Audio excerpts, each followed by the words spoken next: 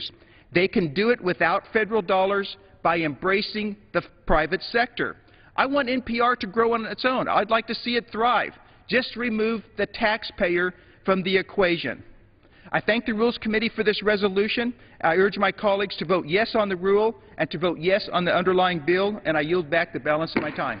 The gentleman's time has expired. The gentleman from Florida reserves. The gentlelady from New York is recognized. Thank you, Mr. Speaker. I yield 2 minutes to the gentleman from Oregon, Mr. Blumenauer. The gentleman from Oregon is recognized for 2 minutes. Thank you. I appreciate the gentlelady's courtesy and her advocacy here. I just finished listening to my friend from Colorado, and he gets it sort of half right. First of all, it's ironic that the new Republican majority, having been touted on the floor for its openness, did in fact rush this to the floor without the 72-hour notice, not any substantive committee work. If it had been subjected to careful committee analysis, the flaws in the argument would have been revealed. It's not going to save a single penny of taxpayer dollars. Not one, even in the unlikely event that this legislation passed through Congress, which it won't.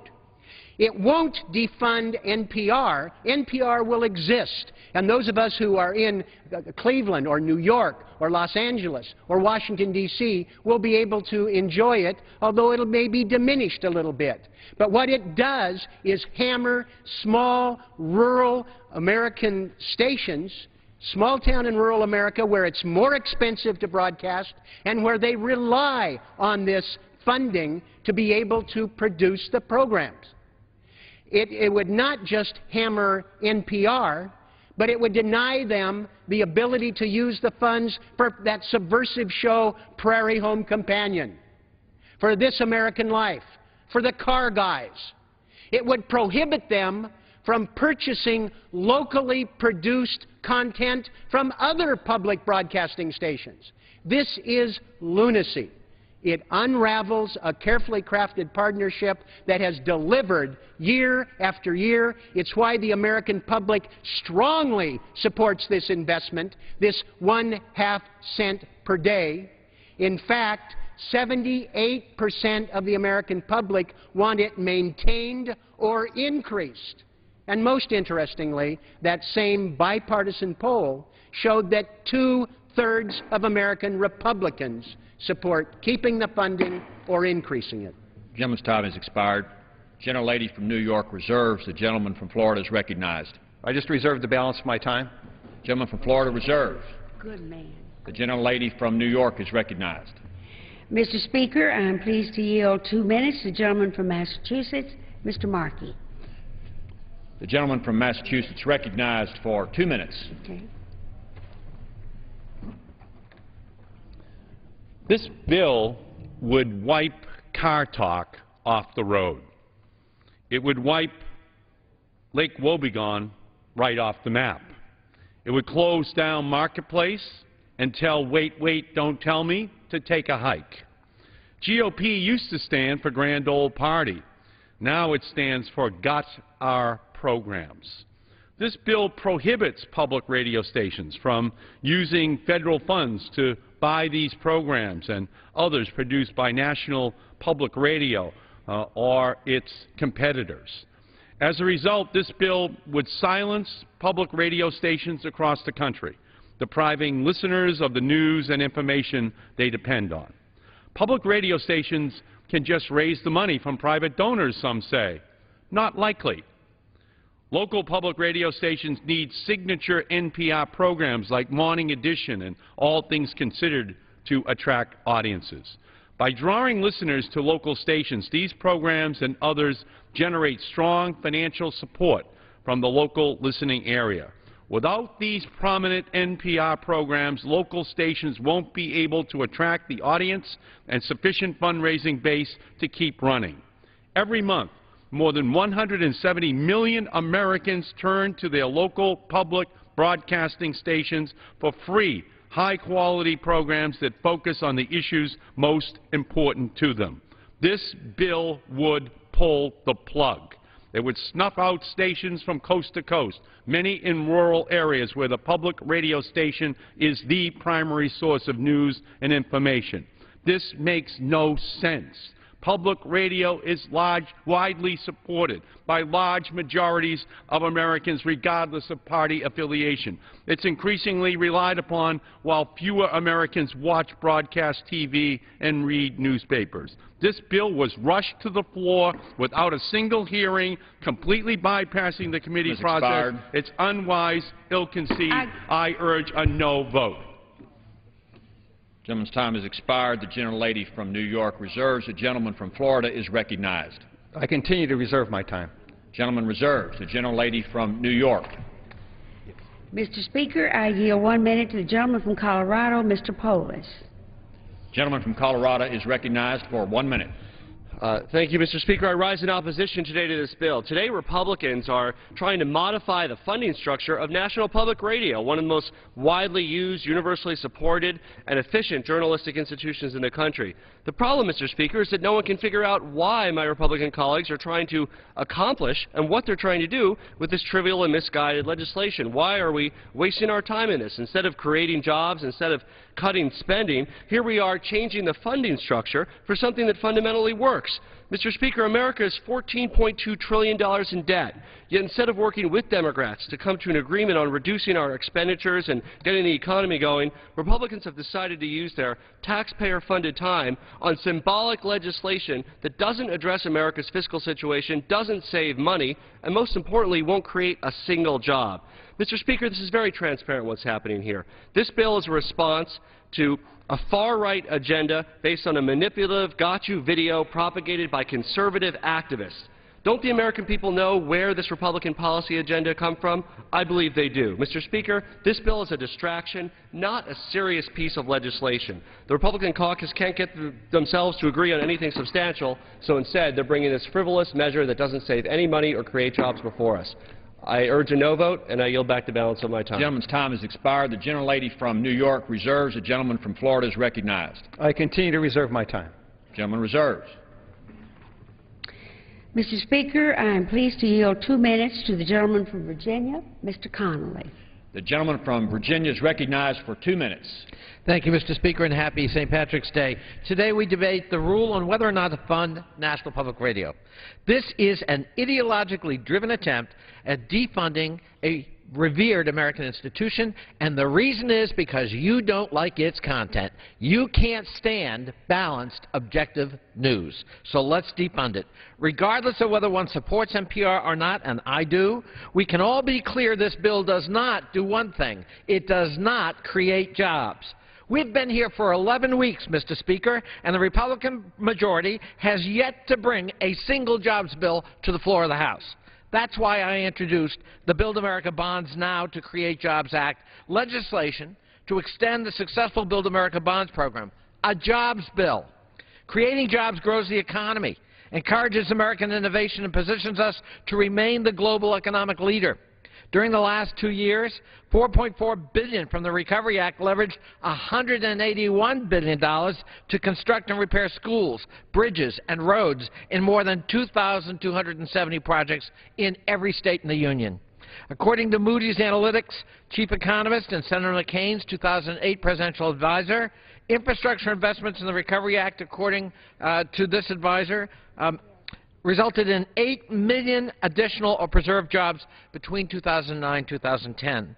By extending the Build America Bonds program, we can do even more. I ask my colleagues, turn away from this ideological driven debate on National Public Radio, and let's get down to basics. Let's pass a jobs bill. Let's defeat this rule and give ourselves an opportunity to address the underlying issue of the American economy. And I yield back, and I thank my colleague from New York. Gentleman yields back. The gentlelady from New York continues to reserve. The gentleman from Florida is recognized. I continue to reserve. Gentleman continues to reserve. The gentlelady from New York. Mr. Speaker, I yield 1 minute to the gentlewoman from Texas, Ms. Jackson Lee. Gentlelady from Texas is recognized for 1 minute. Good morning to the Fend for Yourself bill.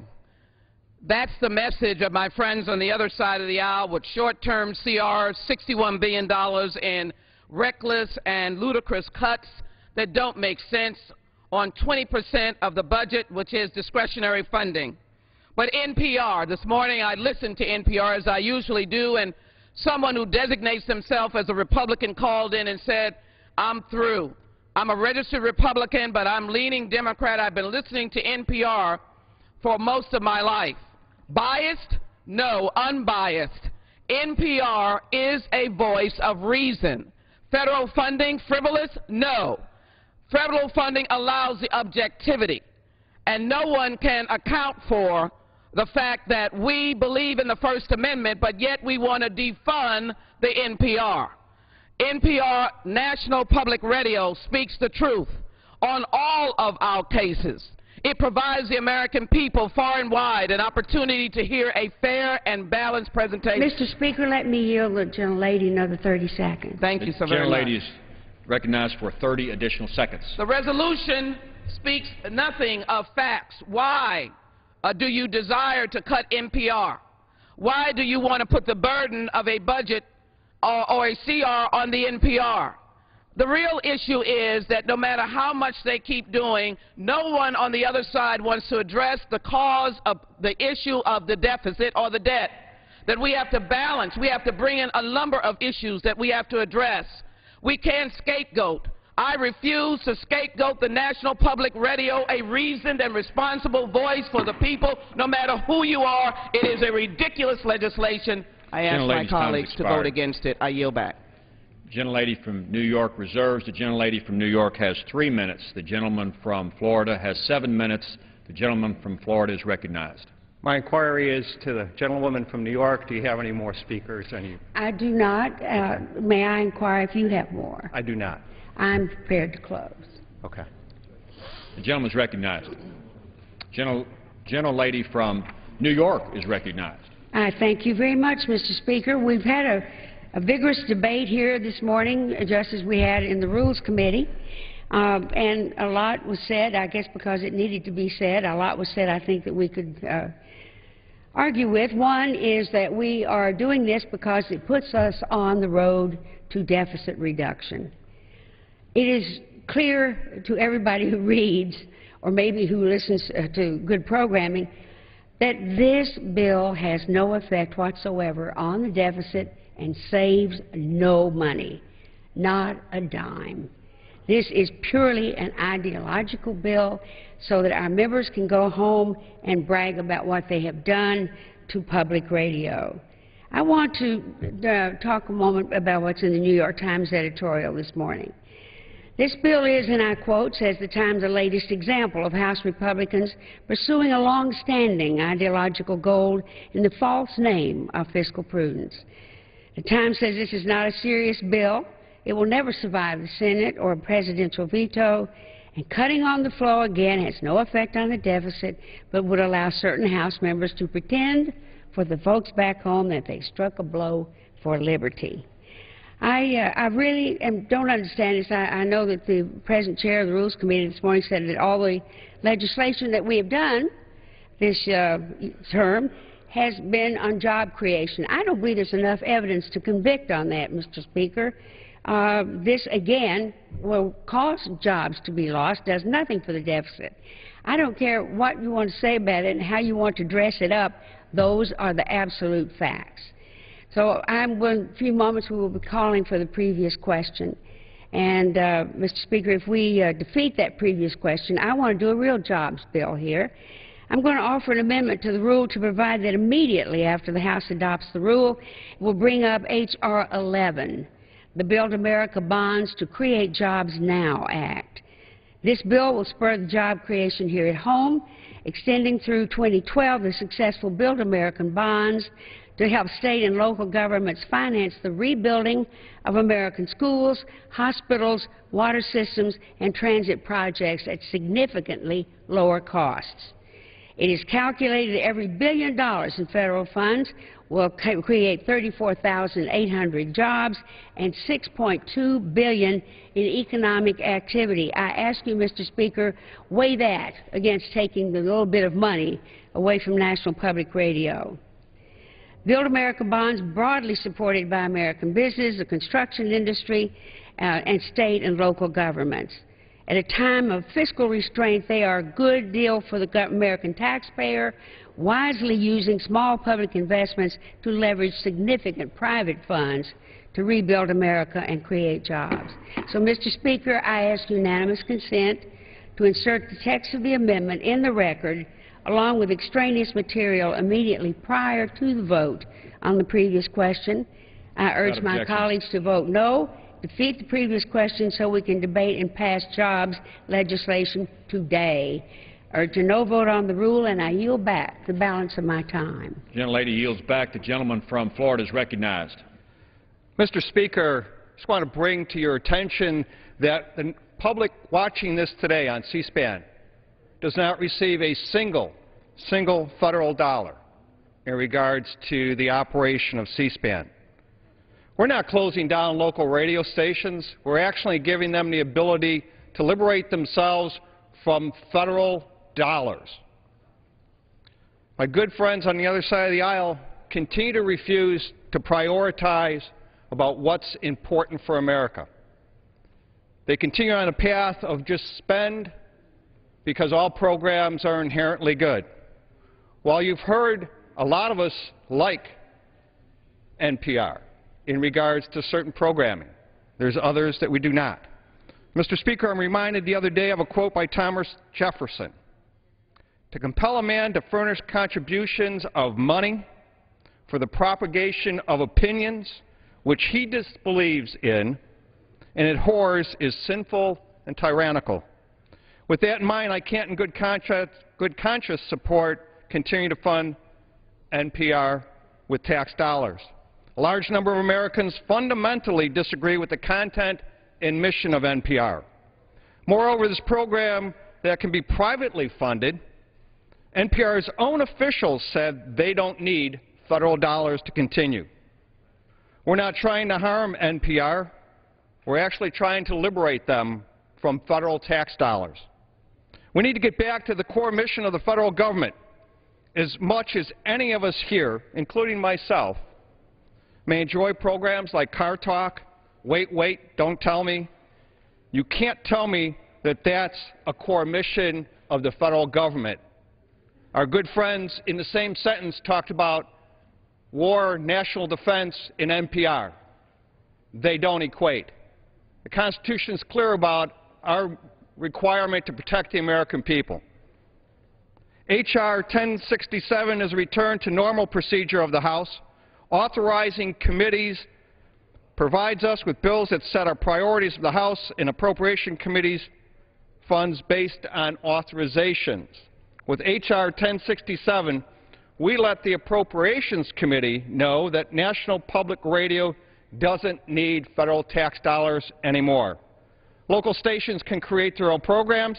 They can reorganize their financing so grant money they might use for membership and programming fees can go elsewhere and can do private fundraising they need for the dues and programming from NPR. With that, I yield back the balance of my time, and I move the previous question on the resolution. All time has expired. The question is on ordering the previous question on the resolution. All those in favor say aye. Aye. All those opposed, no. The ayes have it. Mr. Speaker, I ask for yeas and nays. The yeas and nays are requested. Those favoring a vote on the yeas and nays will rise. A sufficient number having risen, the yeas and nays are ordered. Members will record their votes by electronic device. Pursuant to Clause 9 of Rule 20, the Chair will reduce to 5 minutes the minimum time for any electronic vote on the question of adoption of the resolution. And this is a 15-minute vote. And during this first vote, this 15-minute vote, we're going to take your thoughts on whether you think National Public Radio should get federal funding. That's one of the two issues the House is dealing with today. Initial debate underway and completed on the rule. The numbers to call if you're a Democrat, it's 202-585-3885. Republicans, 202-585-3886. Independents, 202-585-3887. Mute your television set if you have called in on C-SPAN and gotten through in the last 30 days. Let others call in this morning. The bill under consideration would prohibit federal funding of National Public Radio, and ban local public stations from using federal money to pay NPR dues. This comes out of last month's passage of a bill that strips NPR's parent company, the Corporation for Public Broadcasting, of all federal funding. That was part of H.R. 1, the spending bill for fiscal year 2011, passed last month in the House. Lots of phone calls waiting. And by the way, you can also participate online, facebook.com/cspan, twitter.com/cspan. We'll try to read some postings as well in the next couple of minutes or so. But let's go to calls. We have Boise, Idaho, and Linda on our Democrats line. Hi. Linda on our Democrats line, go ahead. Hi. I'm calling because NPR is extremely important to me. I'm 67. I've been listening to NPR since I was 24, and I rely on it because it is the most accurate form of news besides C-SPAN, which I also watch regularly. Without these accurate news sources, the people are easily brainwashed into believing the propaganda of the Republicans who represent the corporate interests and not the people. Let's get a Republican view next from Marvin in Greenville, North Carolina. Go ahead. Greenville, you're on the air. Houston, Texas, on our Independence line. This is Will. Go ahead. Yeah, I'm calling. I think that they should continue to fund NPR. I think that at some point we have to just have free airways that's unencumbered by any one opinion, and to shut off opinions in this country really moves it in a direction that is, I think, detrimental to why the country was founded in the first place. I think that it's important to have different opinions and to have them uncontrolled by any one party. So I do think there's a need for national public radio. We see that newspapers have gone away in this country, and a lot of cities, the city that I live in is a one newspaper city with one voice, and I think when you snuff debate, we're moving down a slippery slope, and NPR, to me, keeps the airways free and the debates open. Let's hear from Kansas on our Republican line. This is Gordon. Good morning. Hi, this is Gordon Phillip. You're on the air. All right, and I've been a Republican all my life, but I've been a very moderate Republican. And living in western Kansas, I grew up listening to all types of radio, including public radio. I see the value and the service in it. I also feel that we would be cutting off our nose to spite our face by chipping away one of the last bastions of the public voice, if you will. So I don't believe that we should be cutting funding for public radio. I would like to see something on my tax bill, for instance, that I could check off a little bit of my money that I give to the federal government for public radio. I believe strongly in public radio because I think it gives an alternate voice. It opens my eyes a little bit sometimes. So that's all I really have to say. And yes, I'm a Republican, but I'm a moderate Republican and a reasonable Republican. NPR's Audie Cornish in the report this morning said that 2% of NPR's revenue comes through competitive grants from federal agencies and the Commerce and Education departments, for example. What NPR member station fees make up another 40% of the revenue. Procedural vote here ahead of the vote on the rule for a bill that would end federal funding for national public radio. We're taking your thoughts on that topic. Daytona Beach is next, and Independent, this is Laura. Welcome. Hi, how are you? I'm fine, thanks. Thanks for taking my call, and I just want to tell you how much I love public radio and public television, and I'm so glad we have it. It should not, they should continue to fund it, and the reason they should is because by not doing so, the smaller stations in rural areas do not exist. It would be cutting off a source of information that people rely on in the rural areas, which is exactly what they want to do. Farmers and people that live in rural areas are some of the most well-informed, proactive people that I've ever met. I grew up in a town of 800 in New England, I don't know, and we relied on public TV immensely for our information. It's very good. All Things Considered is an excellent program, and it's exactly that, All Things Considered.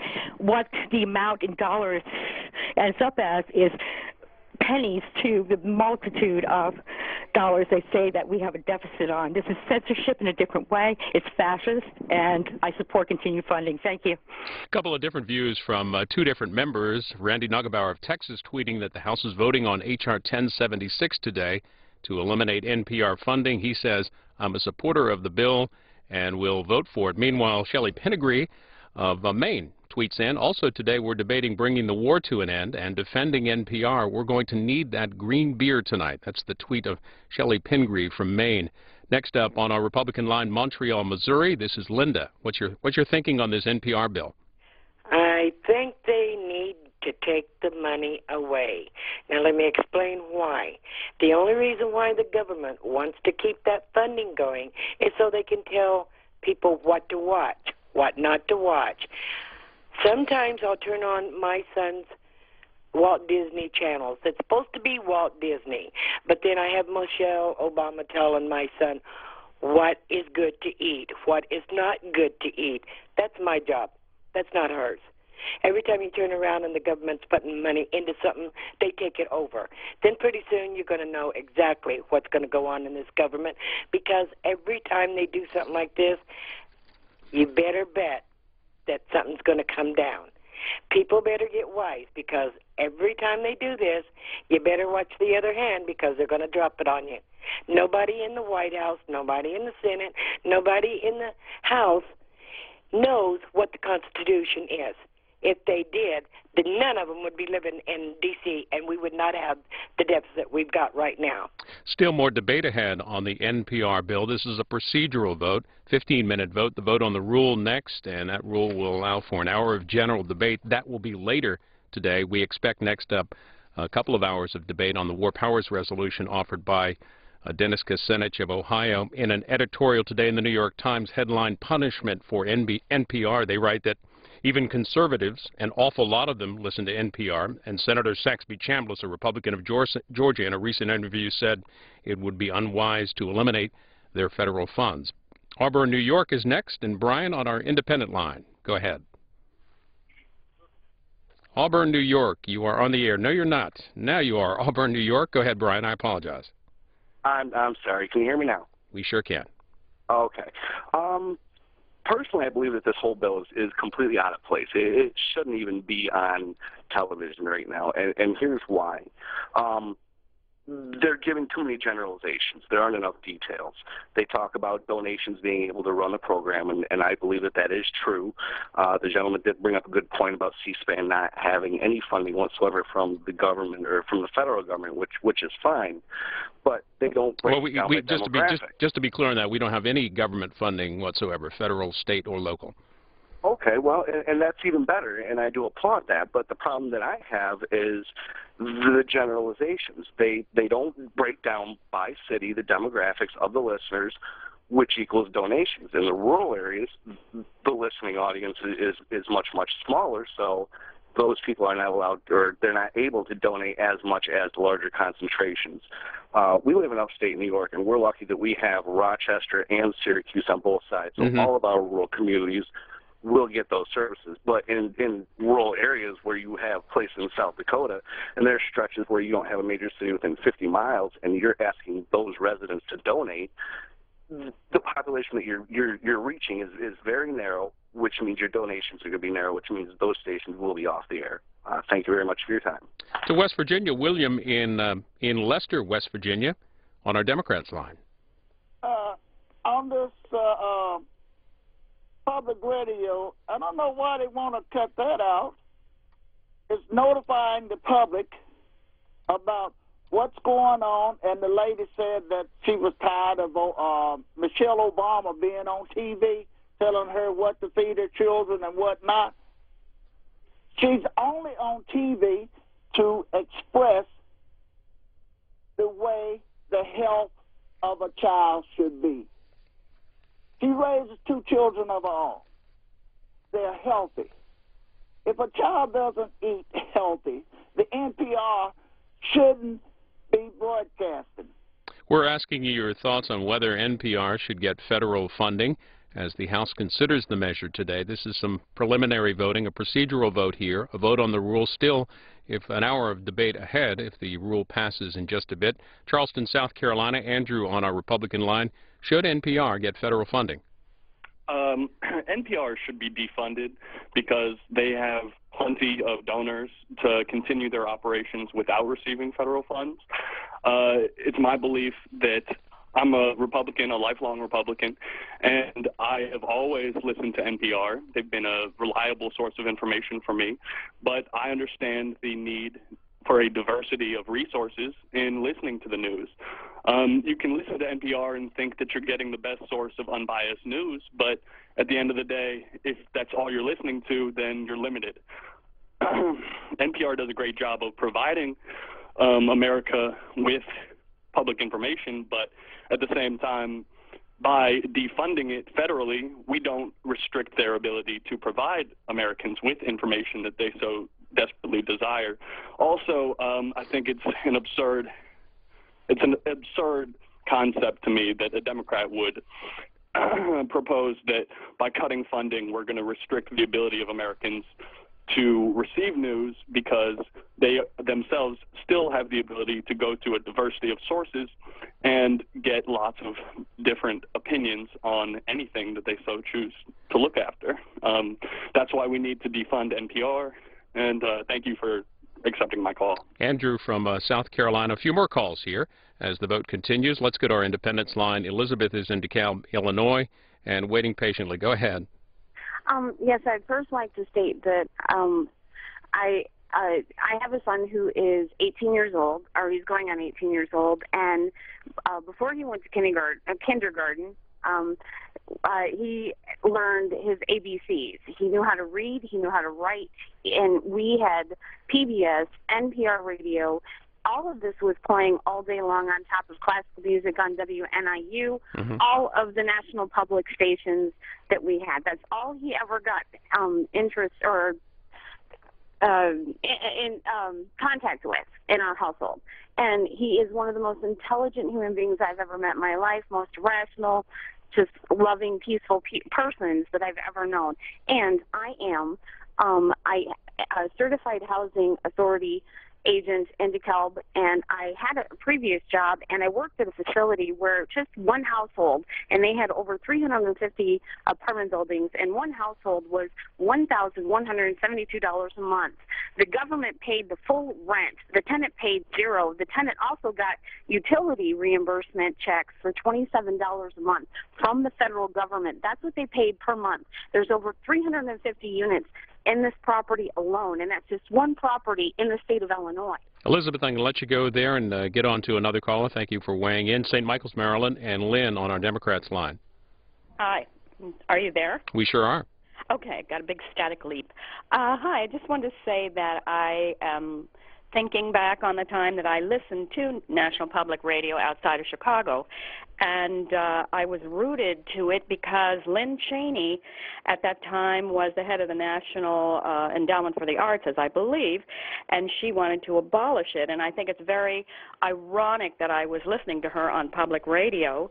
And second, just as an example, and second of all, I believe C-SPAN is funded by the cable industry and by the broadcasting industries. By the cable industry, not the broadcast industry. Yes, all right, gotcha. You're right. The cable industries, and I believe that they started doing that as a good public move when they were awarded certain bandwidth at the beginning when they opened up the cable industry.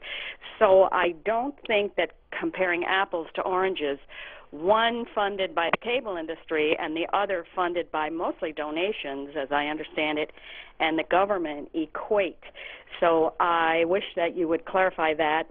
And third of all, I heard long ago that Americans like to have their tax money go to something they believe in, and they believe in the national defense first. Yes, please take care of our defense. And second of all, I heard they like their money to go to public television and radio. So I wonder how that statistic's doing in this day and age. And that's all. Thank you. Congressman Joe Walsh was a guest on this morning's Washington Journal. He's tweeting in this afternoon, or this morning I should say, that NPR will continue to broadcast, but they will finally be allowed to stand on their own. Next up is Washington, Pennsylvania, and this is Deanna on our Republican line. Hello? Hello? Deanna, you're on the air. Okay. I think they should be defunded because they stated that they don't need the government's money. So let them stand on their own and show everybody that they can do it.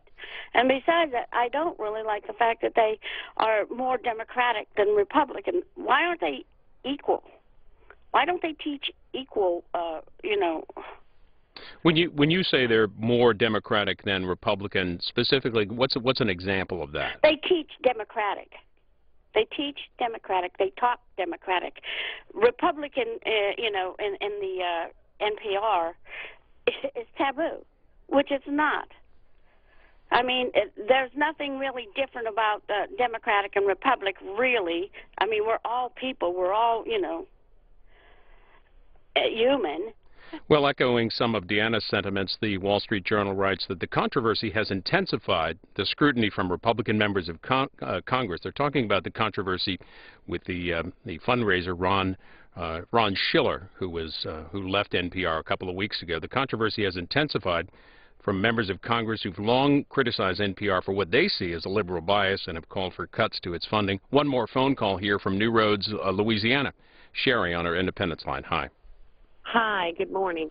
I just have this to say. Louise Slaughter just got up there and said this would do nothing to save taxes. And why are all the Democrats up there screaming about cutting funding? People, this is not going to stop NPR from broadcasting. I don't understand it. I think we're intelligent people, but and I feel also that they're way to the left.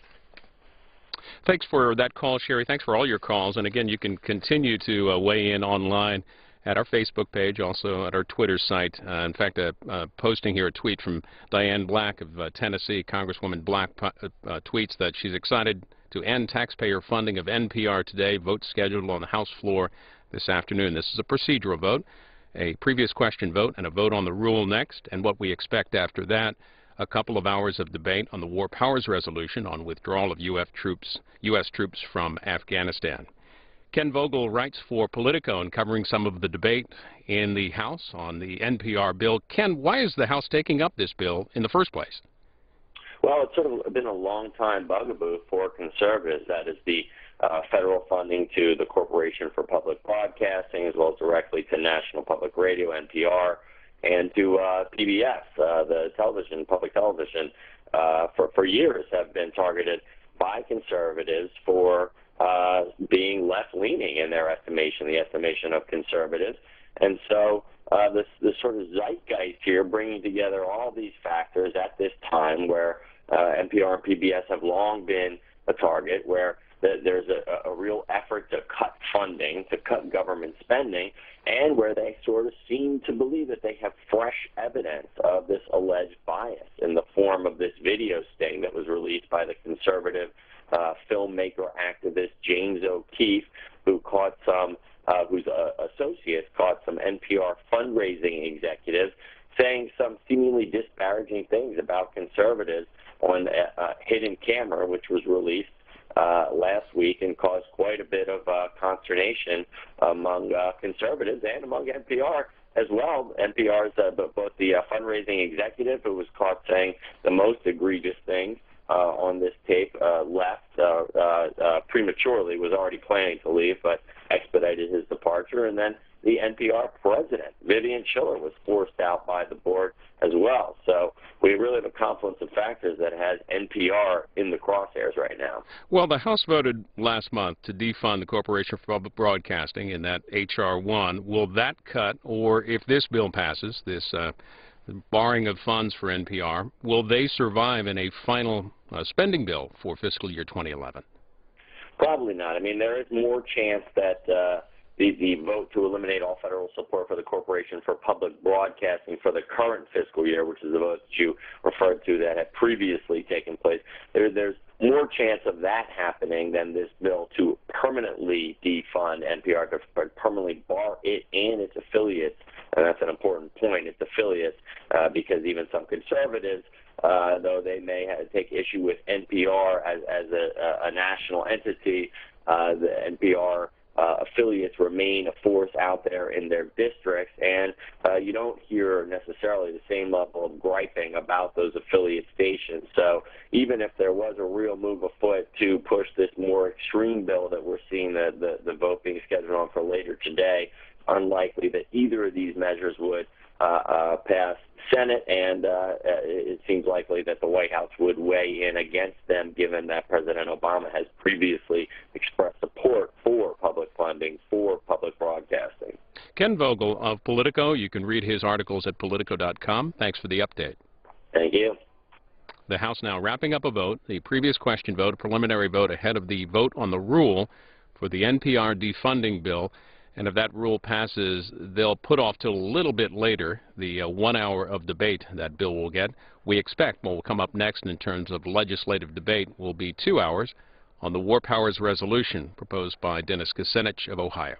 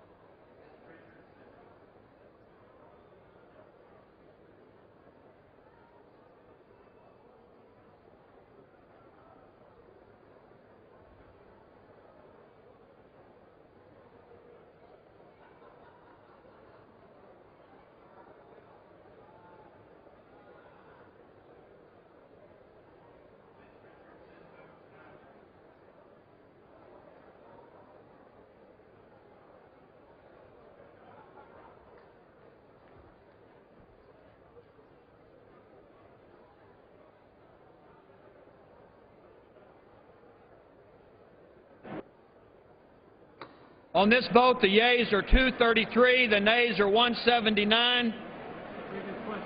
The previous question is ordered. The House will be in order. The House will be in order.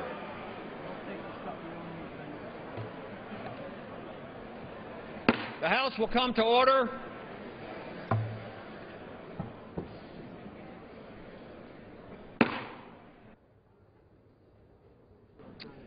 For what purpose does the gentleman from New York rise? Mr. Speaker, I rise to a point of order. The gentleman will state his point of order. Mr. Speaker, I object to consideration of this bill because it violates Rule 21 of Section 11, which requires a 72-hour layover of the bill and it to be electronically noticed in order for it to be considered by this House. This bill did not lay over for 72 hours. It was noticed at 1:42 p.m. on Tuesday. Therefore, it has to wait to 1:42 on Friday to be in compliance with the rules of the House. A point of order against consideration of H.R. 1076 is not timely until such time as the bill is called up. Mr. Speaker, point of parliamentary inquiry. The gentleman will state his parliamentary inquiry. Mr. Speaker, as you know, we're about to consider the rule that members need to, if they're to vote on it and understand it, need to know that they're waiving the rule. This is the statement of the Speaker of the House. I will not bring a bill to the floor that hasn't been posted online for at least 72 hours. Would the Speaker please clarify for the body that the 72 hours rule is either being waived or does not exist? The period of time on which the rule is predicated is not a number of hours, but rather a number of days, specifically calendar days, other than weekends. House will be in order. The House will come to order.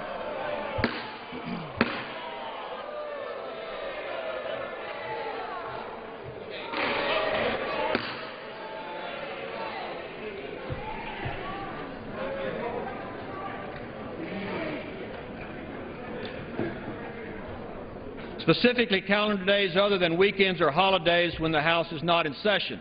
For the sake of brevity, the Chair will call these working days. And under Clause 11 of Rule 21, an unreported measure may not be considered until the third working day on which it has been available to members. For example, a measure that was publicly available in electronic form with regard to Clause 3 of Rule 29 on Tuesday, March the 15th, 2011 would qualify on or after Thursday, March 17th, 2011. Mr. Speaker, further parliamentary inquiry. Your inquiry. For the clarity of the House, did this bill age for 72 hours, yes or no? The Chair will not respond to hypothetical questions. It's not, Mr. Speaker, it is not at all hypothetical. Without objection, 5-minute voting will continue. The question is on adoption of the resolution. All those in favor say aye. All those opposed say no. The ayes have it. Mr. Speaker. Mr. Speaker. A recorded vote is requested. Those favoring a recorded vote will rise. A sufficient number having risen, a recorded vote is ordered. Members will record their vote by electronic device. This is a 5-minute vote.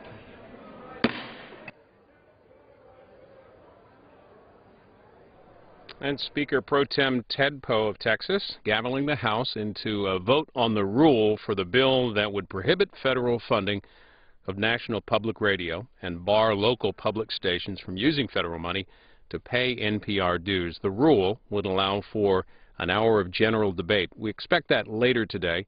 Following the vote on this rule, we anticipate hearing a debate, 2 hours of debate, on the War Powers Resolution, as proposed by Democrat Dennis Kucinich of Ohio, which would deal with U.S. troops in Afghanistan. We expect that to be next. A couple of tweets in. Darrell Issa, Congressman Issa, posting that NPR will continue to broadcast, but they will finally be allowed to stand on their own.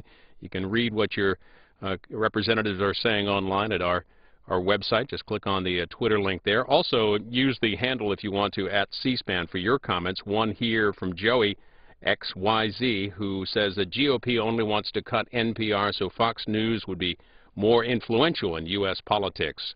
What are your thoughts? You can weigh in online at facebook.com/cspan and twitter.com/cspan.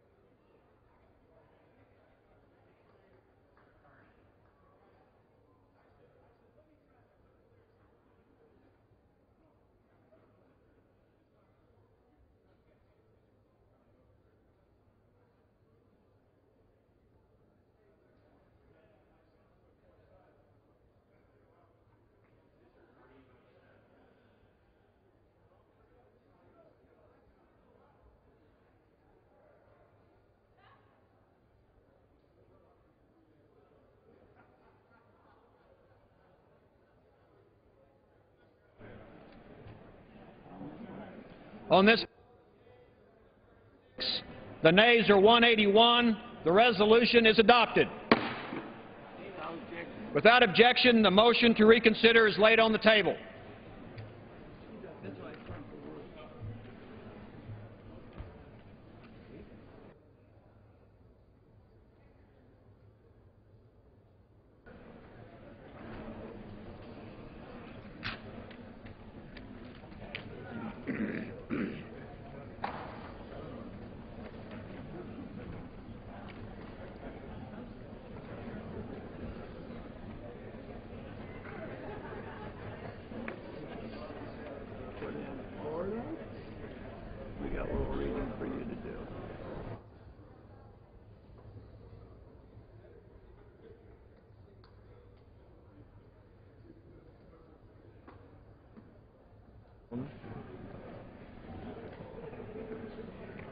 Is she ready? Yeah.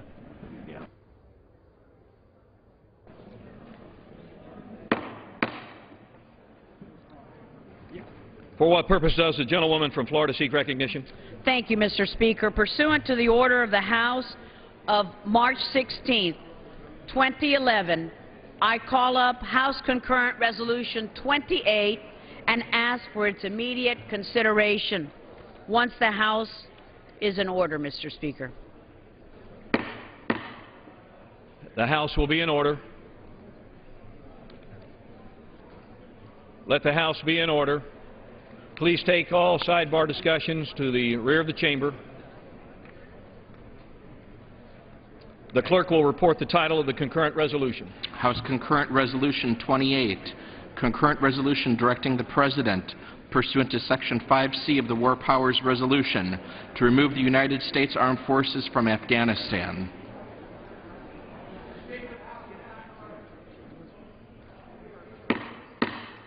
Gentleman is correct. The House is not in order.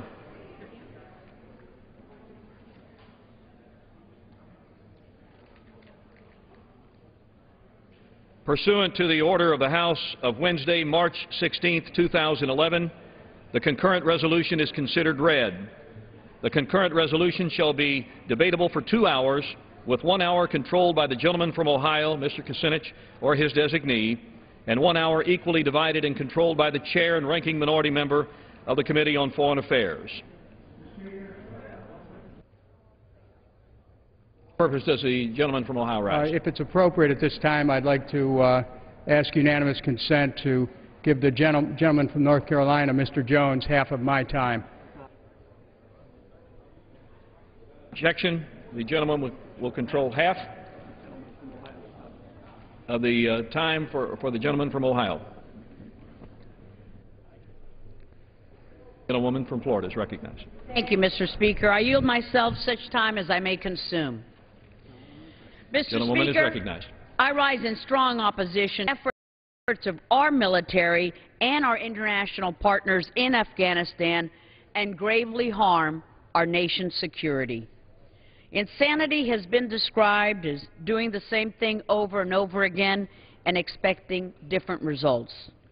3,000 people died on September 11th because we walked away once from Afghanistan thinking that it didn't matter who controlled that country. We were wrong then. Let us not make the same mistake twice. Completing our mission in Afghanistan is essential to keeping our homeland safe. As Undersecretary of Defense Mr. Flournoy stated in testimony to the Senate Armed Services Committee earlier this week, quote, "The threat to our national security and the security of our friends and allies that emanates from the borders of Afghanistan and Pakistan is not hypothetical. There is simply no other place in the world that contains such a concentration of senior al-Qaeda leaders and operational commanders." Continues, "To allow these hostile organizations to flourish in this region is to put the security of the United States and our friends and allies at grave risk." End quote. To quit the area before we've rooted out the terrorists would not only hand al-Qaeda a propaganda victory of immeasurable value, but it would cede them a sanctuary from which they could mount fresh strikes at the West with virtual immunity. To withdraw from Afghanistan at this point, before we finish the job, is to pave the way for the next 9/11. Therefore, the question that we must consider is, can we afford to abandon our mission in Afghanistan? General David Petraeus, Commander, International Security Assistance Force, ISAF, Commander, U.S. Forces, Afghanistan, stated, quote, "I can understand the frustration. We have been at this for 10 years. We have spent an enormous amount of energy and money. We have sustained very tough losses and difficult, life-changing wounds. But I think it is important to remember why we are there," end quote. This is about our vital national security interests, Mr. Speaker. It is about doing what is necessary to ensure that al-Qaeda and other extremists cannot reestablish safe havens, such as the ones they had in Afghanistan when the 9/11 attacks were planned against our nation and our people. The enemy indeed is on the run. It is demoralized and divided. Let us not give up now. Let us not betray the sacrifices of our men and women serving in harm's way, and they ask for nothing in return except our full support.